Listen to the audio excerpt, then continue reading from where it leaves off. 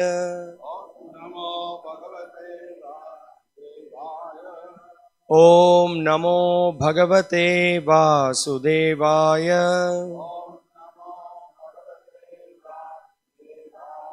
Om Namo Bhagavate Vasudevaya. So we are reading from Srimad Bhagavatam, Canto 10, Chapter 11, the childhood pastimes of Krishna, text 28. Please repeat after me. Vanam Vrindavanam Nama Pashavyam Navakananam Gopa Gopi Gavam Sevyam Punya Adri Trunam Virudham.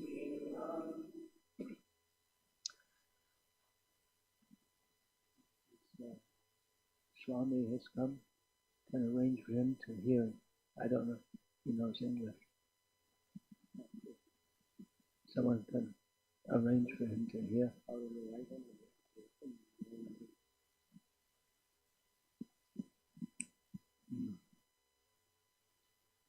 Vanang Vrindavanang Nama Vanang Vrindavan Pashavyang Navakananam Gopa Gopi Gavang Sevyang Punyadri Trunavirudham. Vanang Vrindavanang Nama Pashavyang Navakananam Gopa Gopi Gavang Sevyang Punyadri Trunavirudham. Vanang Vrindavanang Nama Pashavyang Navakananam Gopa Gopi Gavang Sevyang Punyadri Trunavirudham.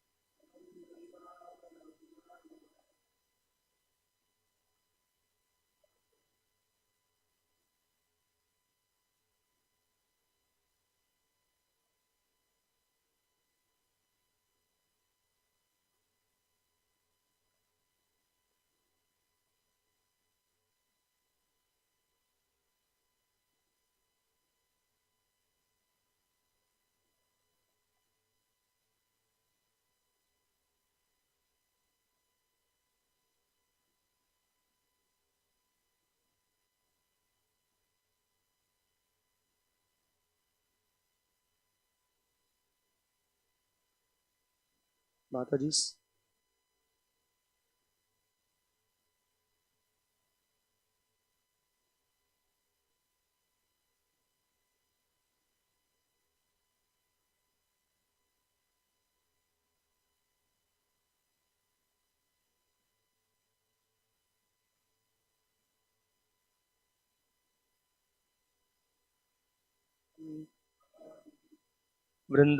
Another forest. Vrindavanam Nama, named Vrindavana. Pashavyam, a very suitable place for maintenance of the cows and other animals.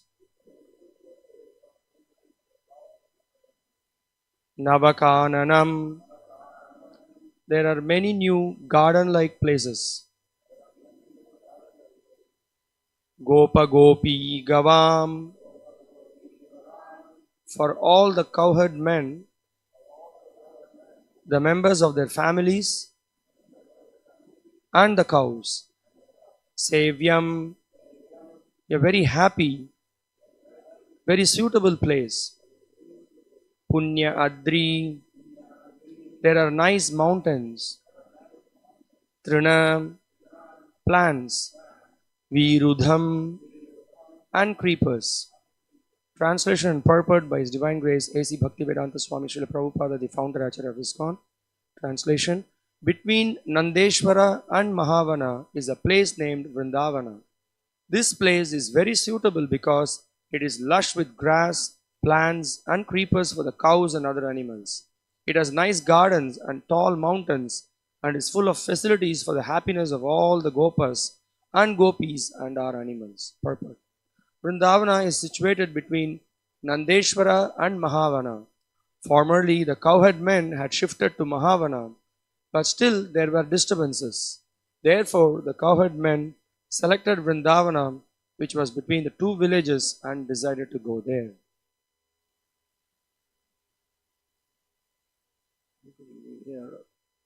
Usually we hear of Nandishvara. I have to ask Dragida Prabhupada.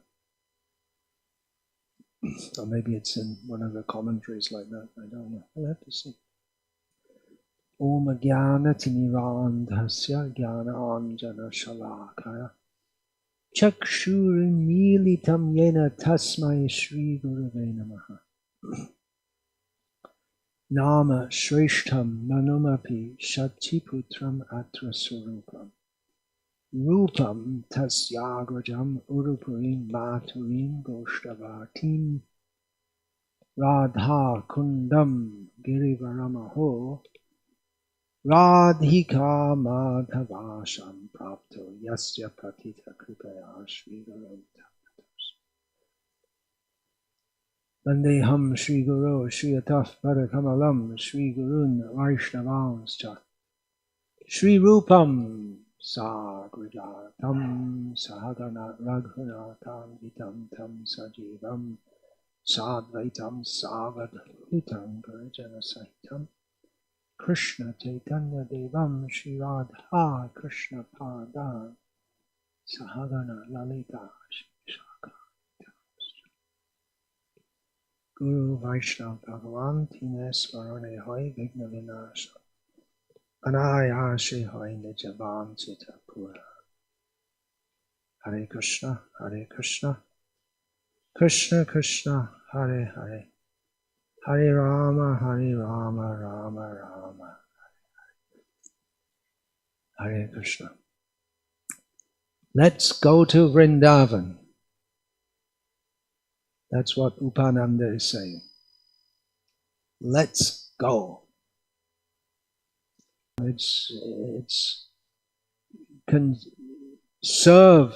It's very useful for the purposes of the gopas and gopis, who are people who they are.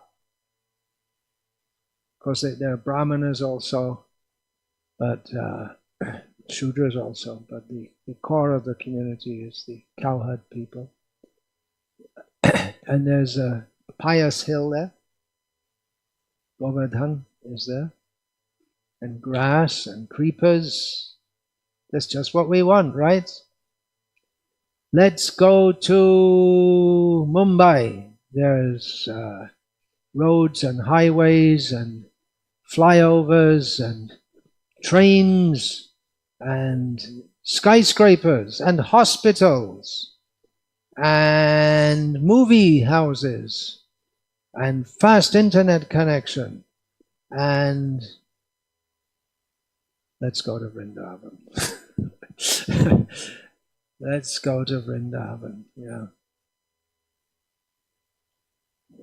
The cowherd community is very concerned to protect the cows.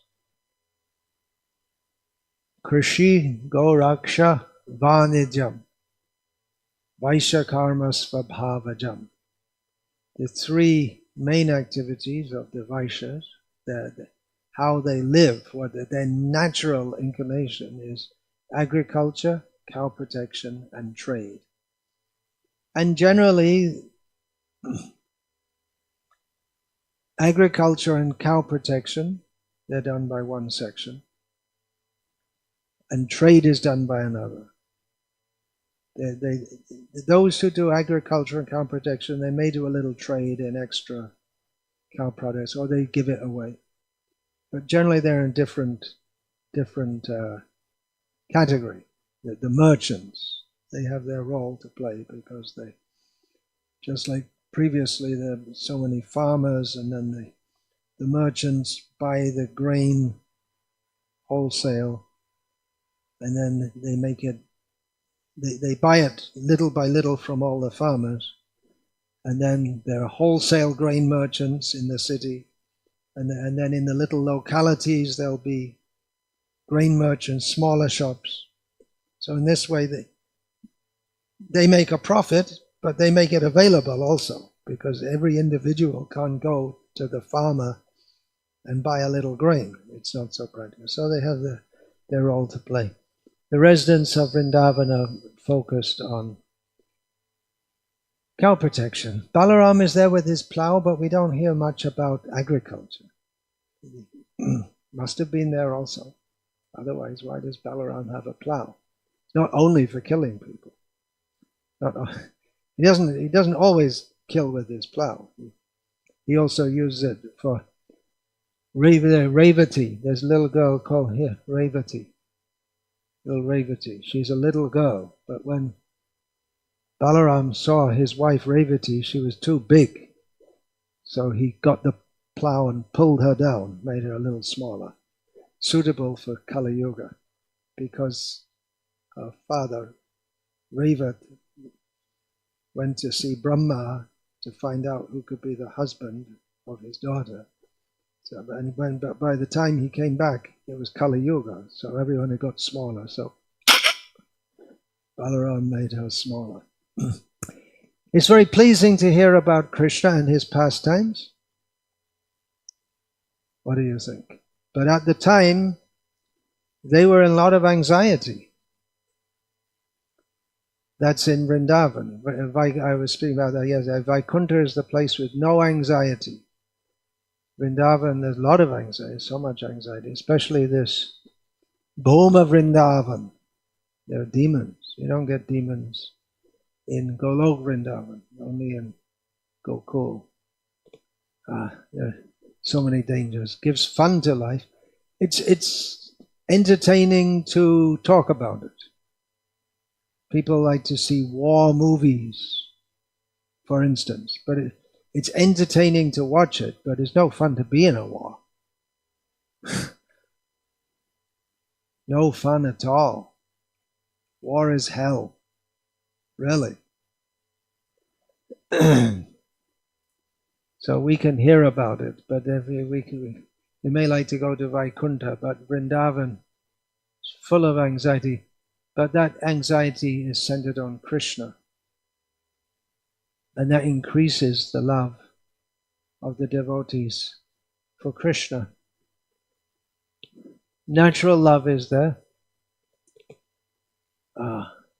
As I've been reminded over the last few days, that having not had children in this life,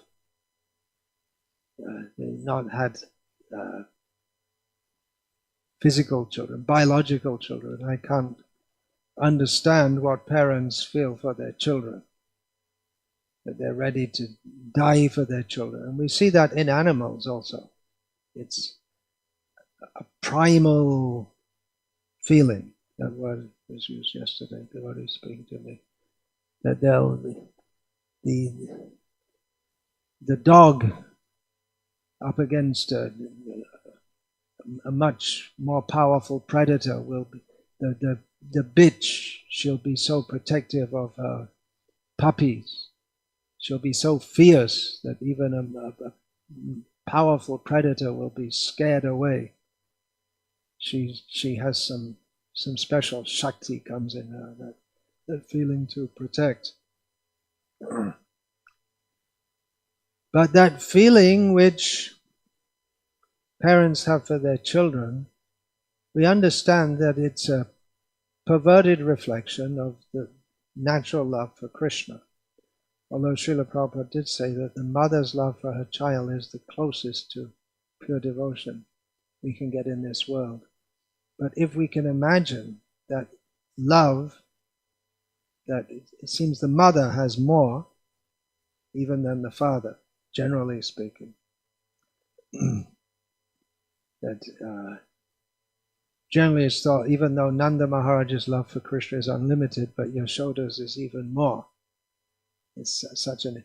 Nanda Maharaj, when Uddhava came, Nanda could speak to him. Yashoda, she was just crying, that's all. She couldn't speak. Of course, generally the men speak to the men, but she couldn't listen or nothing, feeling separation from Krishna.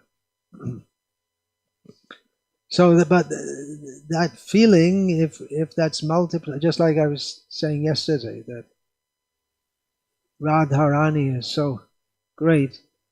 Durga, she's the potency in the material world of Radha, but Durga, she's beautiful, powerful, worshipable, but she's a millionth of a millionth of a millionth of a millionth of a millionth of a millionth of a millionth of Radha. But still we have to take her seriously because we're here in the material world.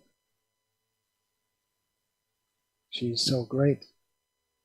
But Chaitanya took her seriously. He would go to her temples.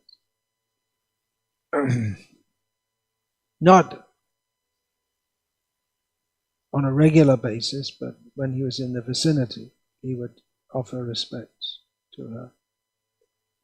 So in the same way, the feeling that we have, the feelings in this world, when that is increased million, just so many times, then that is the level of love for Krishna. Then we can go to Vrindavan. Bishai Charya Kobe Shuddha Hobe Man, Tobe Hama Heravo Sri Vrindavan. When I'm free from material desires and my mind is fully purified, then I can see Vrindavan. Now this is a touchy point because we're talking about the love of the parents for the children. But that's also material. And we're supposed to give up material desires. We're not supposed to give up love. That's the Mayavadi's idea. But what are we looking at here? We're not looking at giving up love, but altering that so that if we see the child as someone sent by Krishna, so that my natural loving propensity to the child, that will be manifest in terms of Krishna consciousness, saying that this child is part and parcel of Krishna, and I am responsible to raise this child in Krishna consciousness.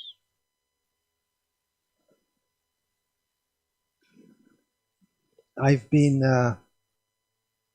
well actually yesterday I had a discussion with two senior devotees in America who told me that considering the long and terrible history that we have in our ISKCON movement of terrible mistreatment of children. Now it's not been that every child has been terribly mistreated, but even one mistreated is wrong, to put it mildly.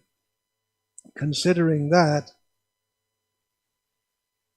and the terrible effects that has on the children and their parents and on our movement, people they won't want to join. The Catholic Church is devastated by the history they have of child abuse. So they were saying to me that I should take it much more seriously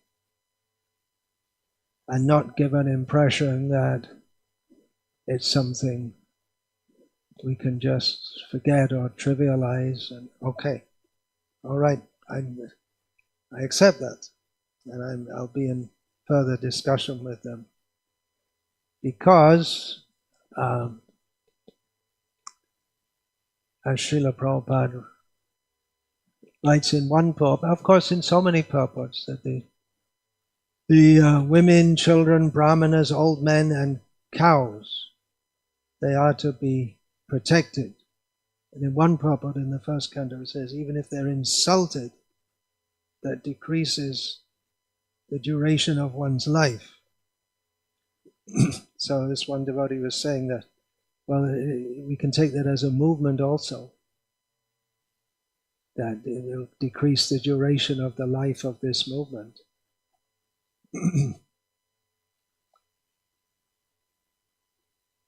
It's a touchy thing.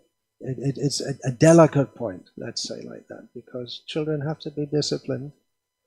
They are, after all, just like animals. Especially, I was saying yesterday, young boys.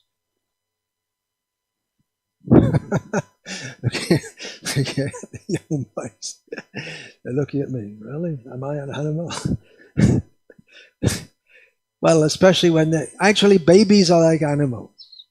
I can confidently say that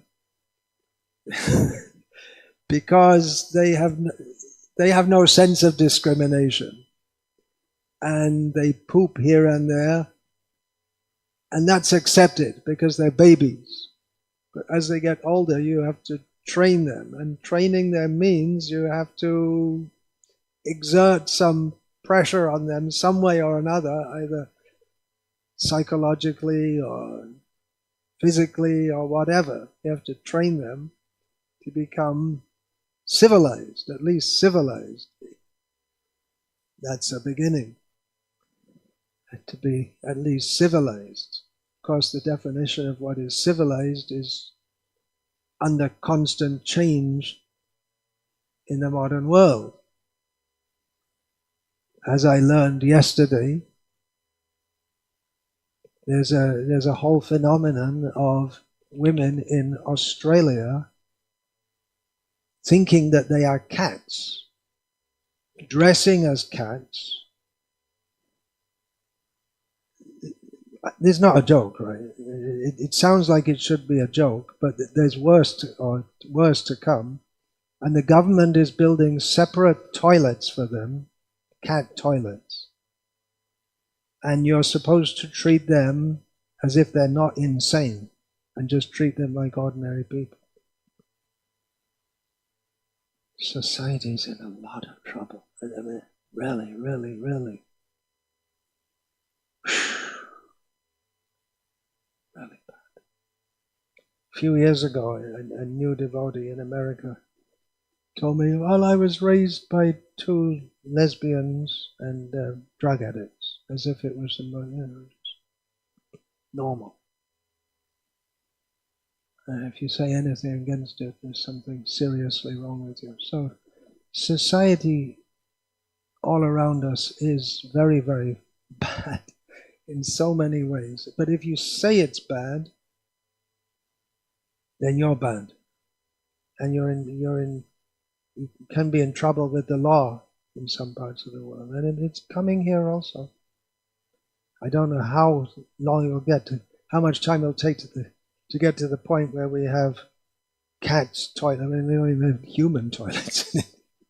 Well, that's come now. That's one of Adharaniya Pradhan Mantri's programs, a toilet in every village. But still people they just go in the field anyway. It's like the Tamil Nadu government built so many houses for the village people, and many of them, the house is there, but they don't use it. They put the cows in it or something.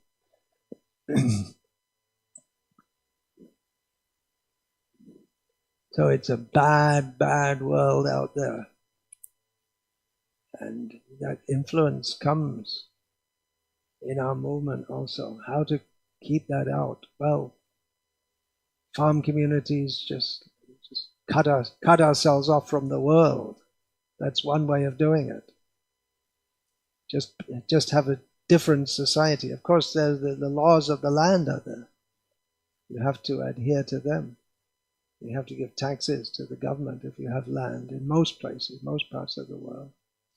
You have to do so. It's hard to cut yourself off completely. And even if you do that, it's still it's something. It's not measurable. It's like in the ether. The whole influence of Kali Yuga is so bad. There were communities in at least one or two in Russia. Toward the end of the 19th century, they just went off into the forest, thousands of miles from Moscow. Forest in Russia means it's cold a lot of the year. How do you live there? Maybe probably they did a lot of hunting, and they wouldn't get bullets or anything because they're cut off. So they probably did it in the primitive way with bows and arrows, traps or whatever. But they went away because they wanted to be Christians on their own terms and not be told what to do by the government. So they did. And they eventually got discovered by civilization. And in the meantime, communism had come and gone. Which, if you know anything about the history of the 20th century, maybe the most striking point was the influence of communism. Well, of course, there was Hitler. It's a very, very politically charged era. How long was it? 80 years, something like that. Less than 80 years. But it exerted a tremendous influence over the whole world.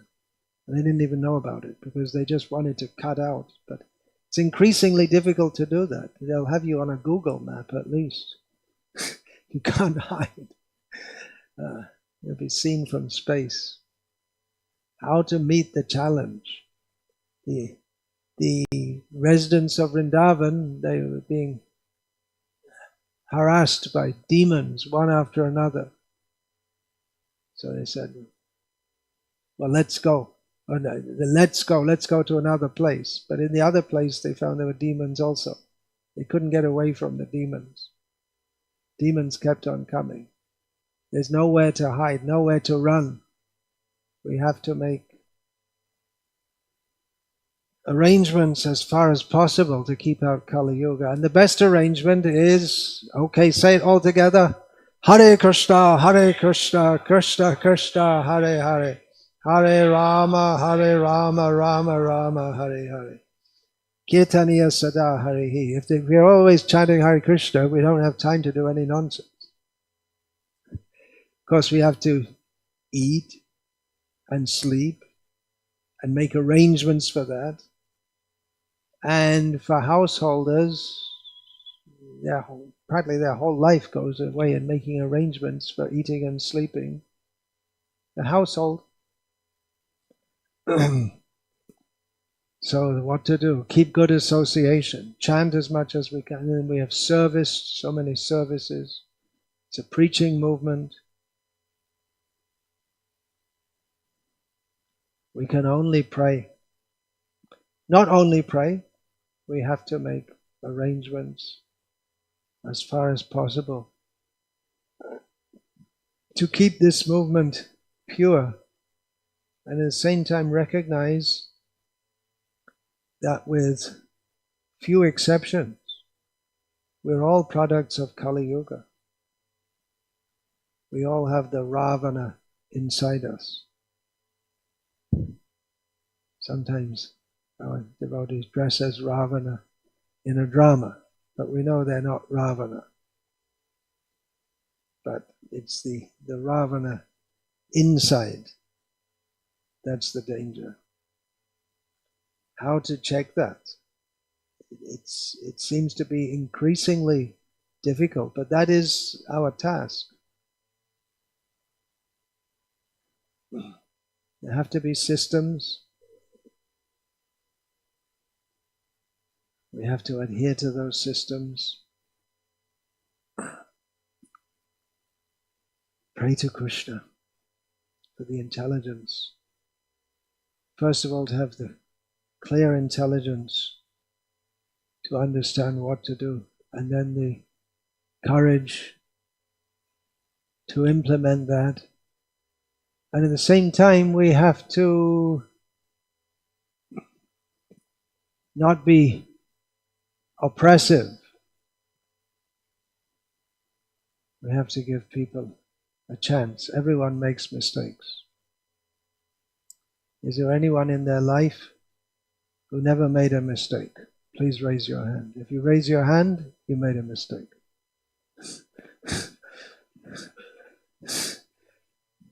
Just getting born in this world is a mistake in the first place. We're not here because we're pure devotees. We're here because we're rascals, demons, nonsense number one, Ravana's best friend. No, we're not on that. We're not such big exalted demons. We're just little Kali Yuga nonsense demons. Sabko Sanmati De Bhagavan. It's a good prayer. Bhagavan, give everyone good intelligence, starting with myself. We can pray like that. Okay, so Hare Krishna. Any question or comment? Let's go to Vrindavan.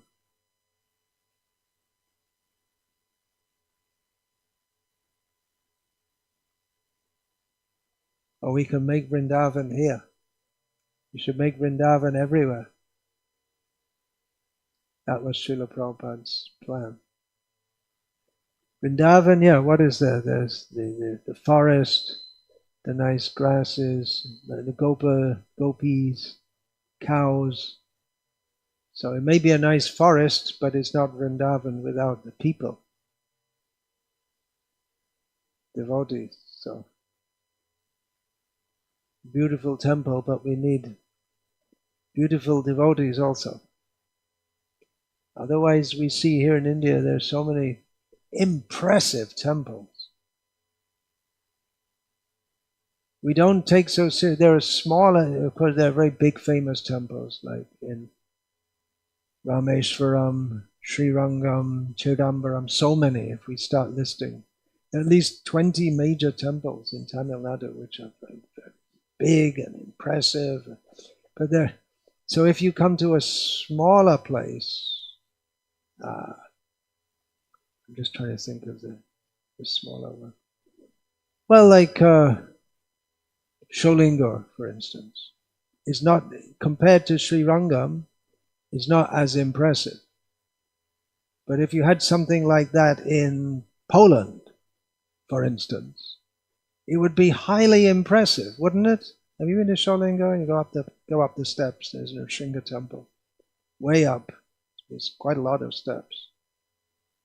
So they're really, really impressive temples. There's so many of them, but in many of them there's no proper. The service is not as it used to be because there aren't pujaris to serve. Some temples you find one pujari, he'll be on his bicycle, he goes, does the puja in the morning, cycles off to another one, does the puja in another, cycles to another, does the puja in another, and then he goes back home, changes, and then he goes to work. He's doing it just out of some kind of dedication to do that. He gets maybe 50 rupees a month from the government as a useless, meaningless salary, or maybe 500 now. But previously those temples would have been vibrant with all the time there'd be pujas going on, bells ringing and Vedic mantras chanted and people coming. So we have to keep that spirit up. Otherwise, Srila Prabhupada warned that the temple will become a place for pigeons to pass stool. That we also see in many places. Hare Krishna. Any comment or question?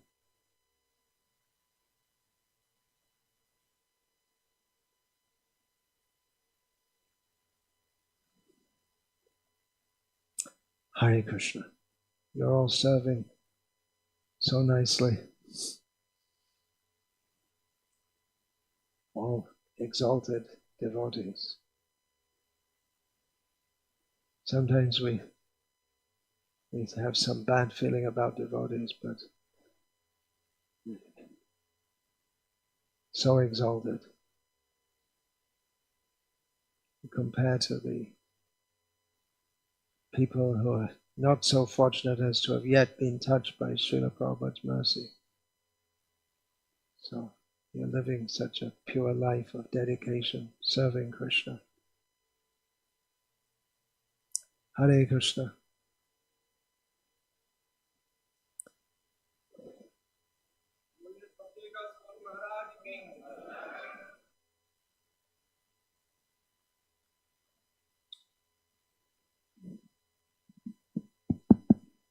Is that finished? Shall I give you a title?